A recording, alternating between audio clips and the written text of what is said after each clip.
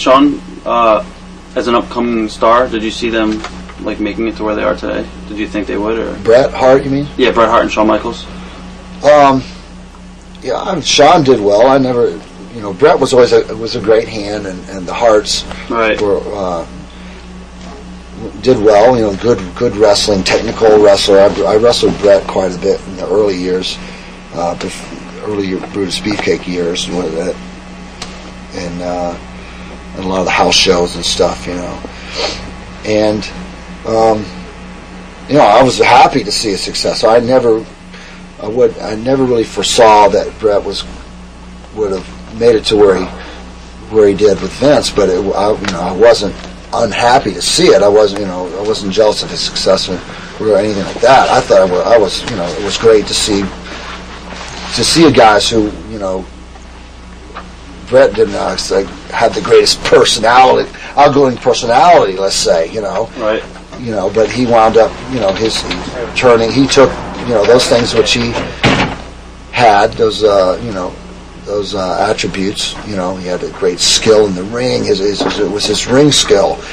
Bret wasn't always the greatest talker in the world, you had him and Neidhart tagged up for a long time there, and Jim would carry the load more on the talking end of it, I thought, but Bret did come around and and was able to really excel and did fantastic with Vince, and it was a shame to see Vince do what he did to Bret, and he actually used Shawn to do that, and Shawn and Marty Jannetty were a couple troublemakers back in the early days. I mean, they were constantly getting their hands slapped for screwing up all the time, and they were there's two kids and they were giving them a hell of a break.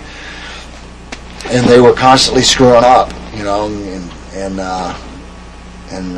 I mean, to this day I see Marty a lot, and I like Marty a lot, and I really hadn't seen Shawn in later years. I didn't really get to see him. We did an interview with Shawn, and he kind of said, that's Shawn saying that, I mean, so I don't get mad at me, but Shawn said that Vince was kind of glad to get rid of, he said, the Hogans and the Beefcakes and stuff like that, because he had a lot of younger guys that wanted to work, and they weren't lazy in the ring, and he wanted to replace a lot of the older guys with the younger talent and stuff like that. Yeah, what do you that makes, I'd go along with that, but I wouldn't exactly say we were lazy in the ring. I mean, it's not like you guys just went through the motions or something.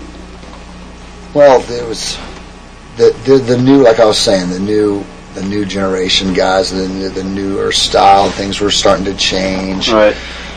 You got the luchadors, and you got these guys who are smashing through tables and all the stuff. But I mean, take a look at the match I saw last night on TV between Undertaker and The Rock. I mean, they're not doing anything any differently than we did 15 years ago in the ring. The same match, heel and babyface.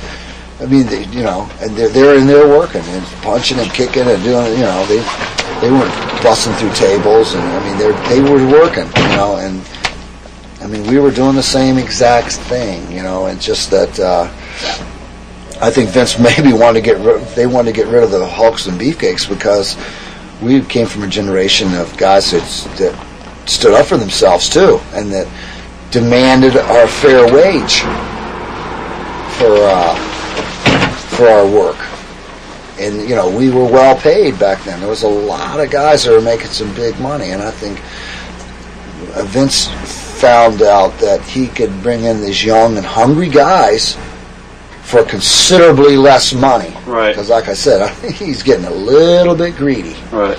And it was a contributory factor. They got.